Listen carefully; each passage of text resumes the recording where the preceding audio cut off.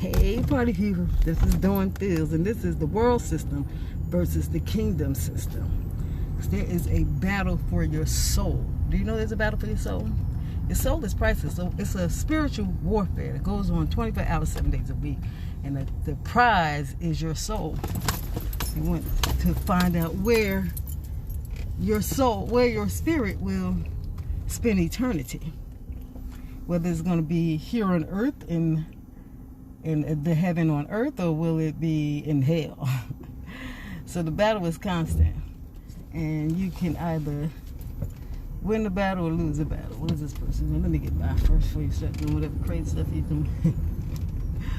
Today I want to talk to you about the world system and the kingdom system. That's what I talk about. The world system hates families. They hate families because they know the power behind a family. In fact, the world is run by 13 families. And to them, bloodline is extremely important. So they understand the power behind family. So that's why they have programmed us to be against family. Like I was watching, I was thinking about when I was growing up. When I was growing up in the block that I lived on, every house was a family.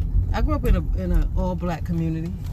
And in my block, where I lived, everybody, it was a mother, father, and children. And the parents were married. And the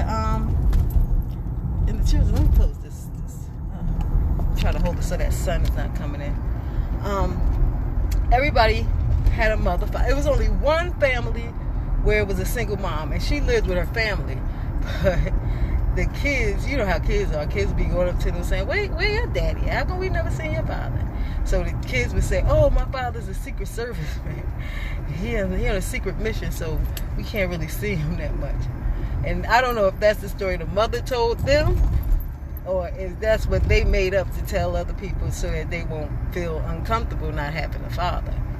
But it was not a normal thing for when I was growing up, when I was young. But by the time I got to high school, even though on my block everybody was still married, when I got to high school, a lot of the people's parents were divorced by the time I got to high school. And I remember me and a girlfriend of mine whose parents were also still married, we used to act like our parents was divorced. Crazy, right? We'd be like, no, my parents not together either.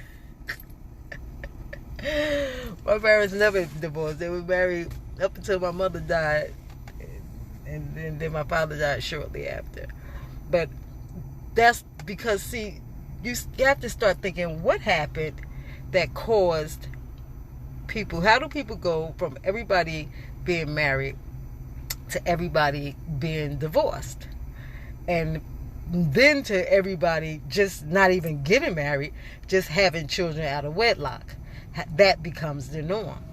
And then you have to think it's something that's going on that's doing it. It's called programming. See, the battle is for your soul. Your soul is your mind and your emotions. And that's what the battle is for. The battle is to control your mind and to control your emotions. And they do that by television, by music, by any means things that people listen to in masses. And they do it subtly.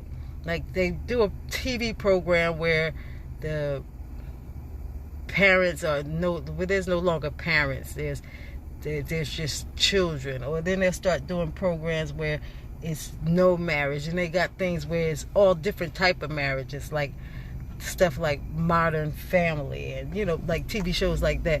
But they subtly do it. They do it in movies, things that you watch where it seems they normalize it first, and they normalize it in programs to make you feel like it's normal. And then you start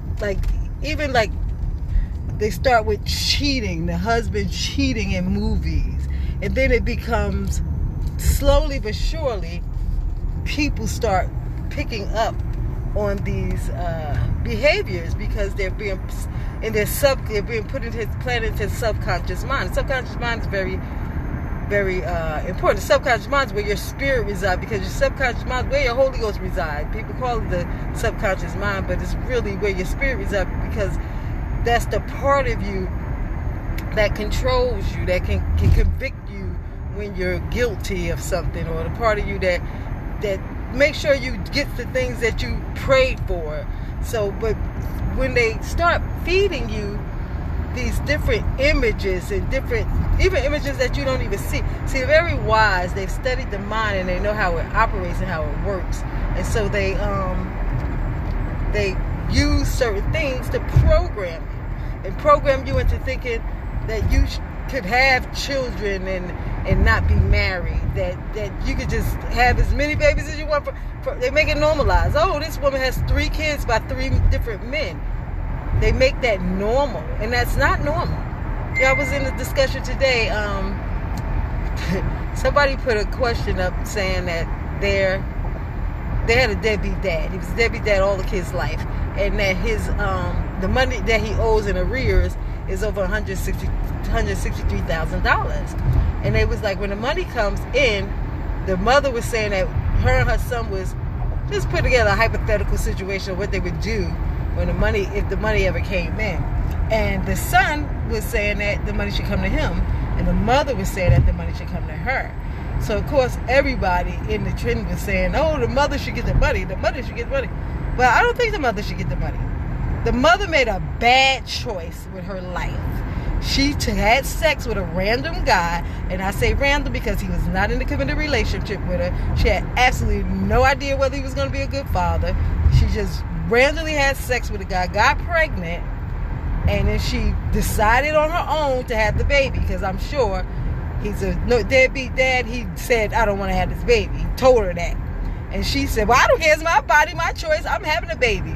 So it's her choice. She made the choice to bring this baby into the world, so she has to suffer the consequences. Now, she forced the baby to suffer the consequences by her bad choices, because the baby grew up in life without a dad, and that's something that a child needs in their life. It comes with a whole lot of psychological issues when they don't have the dad in their life. So the mother made a bad decision for herself, which caused a lot of bad consequences to happen to her child.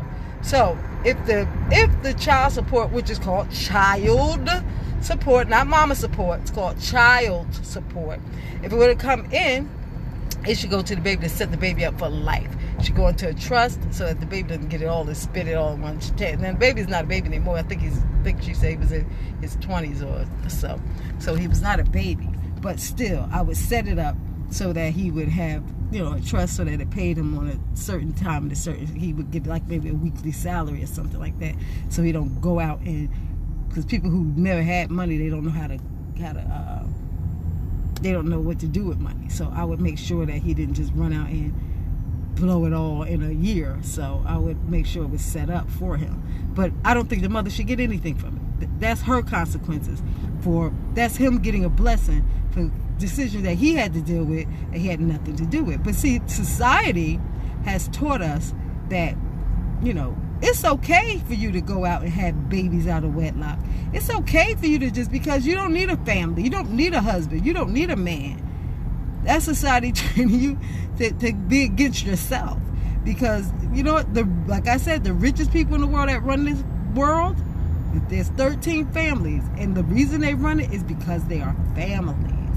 Nobody can do it by themselves. They are families. A family should be a partner. It's like a business. It's a partnership with your spouse, and your children should be a part of your business. So that's the way families should be run.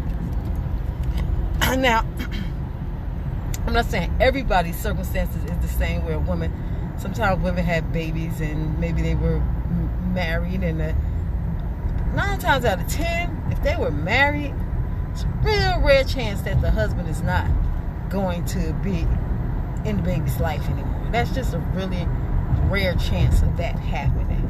Now, I watch a lot of paternity court, and I'm going to tell you, there's usually 2 reasons that the man is not involved in the child's life, from what I gather watching this show. And there's lots and lots of episodes, and usually the guy never made a commitment to the woman. He feels like she was lying when she said she was pregnant by him, because they were not in a committed relationship. He feel like anybody could be the dad. He feel like she was sleeping with a whole bunch of other people. So he never made a commitment to her, and that's why he's a deadbeat dad. And the second reason is because he didn't know. He didn't know she was pregnant. Like, she never told him that she was pregnant and she was having a baby. So that's how come. So listen, the world system is going to have you confused. So don't follow the world system. Follow the kingdom system.